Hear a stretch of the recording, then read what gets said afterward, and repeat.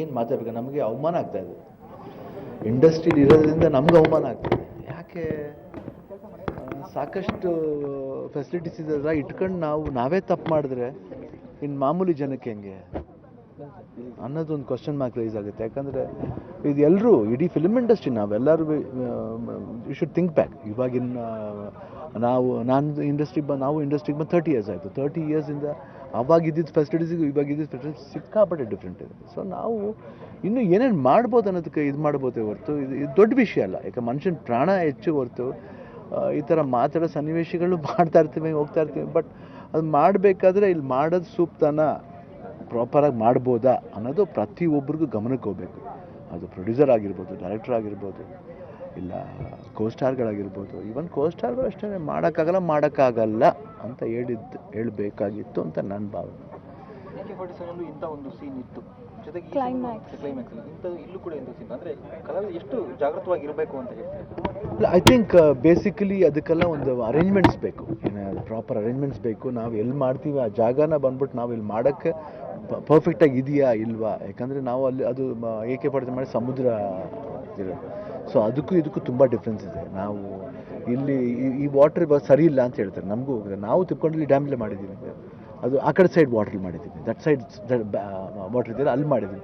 ಅಲ್ಲಿ ಮಾಡಿದಾಗ ಫ್ಲೋಯಿಂಗ್ ದೊರೆ ನಾವು ಸೆಂಟ್ರಲ್ ರಿವರಿಂದ ನಾನು ಬೋಟ್ಲಿ ಒಬ್ಬನೇ ಮಲಗಿರ್ತೀನಿ, ಅಲ್ಲಿಂದ ಕೇಳ್ಕೊಂಬರ್ತಾ ಇರ್ತೀನಿ. ಅದೆಲ್ಲ ಮಾಡಿದ್ದೀವಿ ನಾವು. ಆಮೇಲೆ ಅಂಡಮಾನ್ ಸಮುದ್ರದಲ್ಲಿ ಸೆಂಟ್ರಲ್ ಸೀಲ್ ಧುಮುಕಿದ್ದೀವಿ. ಅವಾಗ ಆ ಸೇಫ್ಟಿನೆಸ್ ಹೆಂಗಿದ್ರಿಂದ ಫುಲ್ ಈ ಕಡೆ ಸೈಡ್ ಕಂಪ್ಲೀಟ್ ಬೋಟ್ ಕವರ್ ಮಾಡಿ ಯಾವ ಆ್ಯಂಗಲ್ ಇರ್ತೀವಿ ಅದೆಲ್ಲ ಇತ್ತು. ಬಟ್ ಇಲ್ಲಿ ಏನು ಎಡವಿದ್ರು ನಾವು ಅವಾಗ ಮಾಡ್ಬೇಕಾದ್ರೆ ಪರವಾಗಿಲ್ವನೋ ಅಂತ ಅನಿಸ್ತಾ ಇತ್ತು. ಇಲ್ಲಿ ಎಲ್ಲಿ ಯಾರ ಮೇಲೆ ತಪ್ಪು ಹೇಳಿದ್ರು ತಪ್ಪಾಗುತ್ತೆ ಅದು. ಯಾಕೆ ನಮ್ಮನ್ನು ನಾವೇ ಬ್ಲೇಮ್ ಮಾಡ್ದಂಗೆ ಆಗುತ್ತೆ ಅದು. ಟೆಕ್ನಾಲಜಿ ಇಷ್ಟೊಂದು ಮುಂದುವರೆದರೆ ಇಕ್ವಿಪ್ಮೆಂಟ್ಗಳನ್ನು ಬಳಸ್ಕೊಂಡು ಮಾಡ್ಬೋದಾಗಿದೆ ಅಂತ ನಾನೇನು ಅದೇ ಹೇಳಿದ್ದು. ಟೆಕ್ನಾಲಜಿ ತುಂಬ ಇರಬೇಕಾದ್ರೆ we could use lot of ತುಂಬ ಇದಿದೆ. ಇದು ದೊಡ್ಡ ವಿಷಯ ಏನೂ ಅಲ್ಲ. ಇದು ಏನು ಇದರಲ್ಲಿ ಏನು ನಾವು ನೋಡಿ ತೋರಿಸ್ಬೇಕಾಗಿಲ್ಲ. ಏನೋ ಯಾರೂ ಮಾಡ್ದಿರೋದು ನಾವು ಮಾಡಿಬಿಟ್ವಪ್ಪ ಅನ್ನೋದಲ್ಲ. ಮಾಡಿದ್ದಾರೆ ಎಲ್ಲರೂ, ಎಷ್ಟೋ ಜನ ಮಾಡಿದ್ದಾರೆ.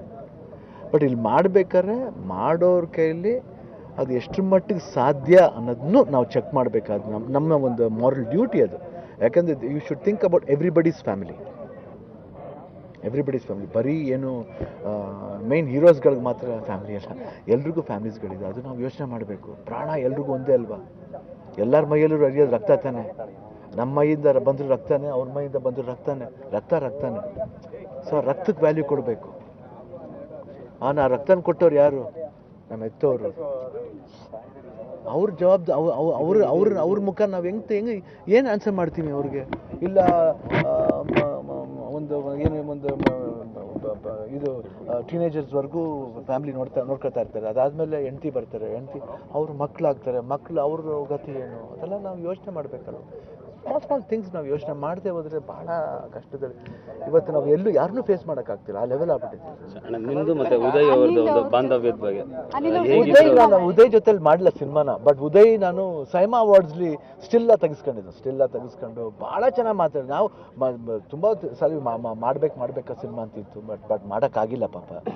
ಬಟ್ ಅನಿಲ್ ಜೊತೆಲಿ ಇವಾಗ ಕಂಟಿನ್ಯೂಸ್ ಒಂದು 7-8 ಮಂತ್ಸ್ ಜೊತೆಲೇ ಇದ್ದೀವಿ. ಶ್ರೀಕಂಠ ಆಮೇಲೆ ಬಂಗಾರ ಮನುಷ್ಯರು ಇಬ್ಬರು ಜೊತೆಲೇ ಇದ್ದೀವಿ. 7-8 ತಿಂಗಳು ನಾವು ಒಂದೇ ಕ್ಯಾರವನ್ಲಿ ಕೂತ್ಕೊಂಡು ಊಟ ಮಾಡೋದೇನು. ನಮ್ಮ ಮನೆ ಹತ್ರ ಶೂಟಿಂಗ್ ನಡೀತಾ ಇತ್ತು. ಅವಾಗ ಅಲ್ಲಿ ಊಟ ಮಾಡಿ ನನ್ನ ಜೊತೆಲಿ ಗೀತಿನ ಜೊತೆಲೆಲ್ಲ ಫೋಟೋ ತೆಗೆಸ್ಕೊಂಡವರು. ಮೊಬೈಲ್ಸ್ಲೆಲ್ಲ ಇದೆ ಅದು. ಇವಾಗೆಲ್ಲ ಫೇಸ್ಬುಕ್ಕಲ್ಲ ಓಡಾಡ್ತಿದೆ ಅದು. ನೋಡಿದಾಗೆಲ್ಲ ಹೊಟ್ಟೆ ಉರಿತೆ ಪಾಪ. ನಾನು ಏನು ಅವ್ರ ತಾಯಿನ ಅವ್ರ ಮನೆಯವ್ರು ಎಲ್ಲರೂ ನೈಸ್ ರೋಡ್ ಹತ್ರ ಶೂಟಿಂಗ್ ಅಂತ ಬರ್ಬೇಕಾದ್ರೆ ಬಂದು ಕ್ಯಾರವಾನಿಗೆ ಬಂದು ಸ್ಟಿಲ್ಸ್ ಎಲ್ಲ ತೆಗೆಸ್ಕೊಂಡು ನಮ್ಮ ಜೊತೆಲಿ ಟೀ ಕುಡಿದು ಪಾಪ ಅವ್ರನ್ನೆಲ್ಲ ನೋಡಿದಾಗ ನೆನ್ಸ್ಕೊಂಡ್ರೆ ಒಂಥರ ಮೈಯೆಲ್ಲ. ಸರಿಗ ಒಂದು ಆರೋಪ ಇರೋದು ಖಳನಟರಿಗೆ ಸರಿಯಾದ ರಕ್ಷಣೆ ಕೊಟ್ಟಿರಲಿಲ್ಲ ಅಂತ. ಅದೇ ಸರ್ ನಾನು ಹೇಳ್ತಿರೋದು. ನಾನು ಯಾವಾಗಲೂ ಅವಾಗಿಂದ ನಾನು ಒಂದೇ ಸರ್. ಯಾಕಂದರೆ ಮಾಡೋಕ್ಕಾಗದೆ ಹೋದರೆ ಮಾಡಿಸ್ಬೇಡಿ ಅಂತಲೇ ಹೇಳ್ತೀನಿ ಹೊರತು ಇಲ್ಲಿ ಕಳನಟ ಆಗಲಿ ಇಲ್ಲ ಕ್ಯಾರೆಕ್ಟರ್ ಆರ್ಟಿಸ್ಟ್ ಯಾರೇ ಈವನ್ ಒಂದು ಸ್ಮಾಲ್ ಸಹ ಕಲಾವಿದರು ಅಂತಾರಲ್ಲ, ಏನು ನಮ್ಮದು ಅವ್ರಿಗೆ ಯಾರೇ ಆಗಿರ್ಬೋದು. ನಾವು ಜೂನಿಯರ್ಸ್ ಅಂತ ಹೇಳ್ಬಾರ್ದು. ಅಪ್ಪಾಜಿ ಯಾವಾಗ ಜೂನಿಯರ್ಸ್ ಅಂತ ಹೇಳ್ಬಾರ್ದು, ಅವರು ನಟ್ರೇಕ್ ಅಂತ ಹೇಳ್ತಾರೆ. ನಾವು ಜೂನಿಯರ್ಸ್ ಅಂತ ಹೇಳ್ಬಾರ್ದು, ಅದಕ್ಕೆ ಸಹ ಕಲಾವಿದರು ಅಂತ ಹೇಳ್ತೀವಿ ನಾವು.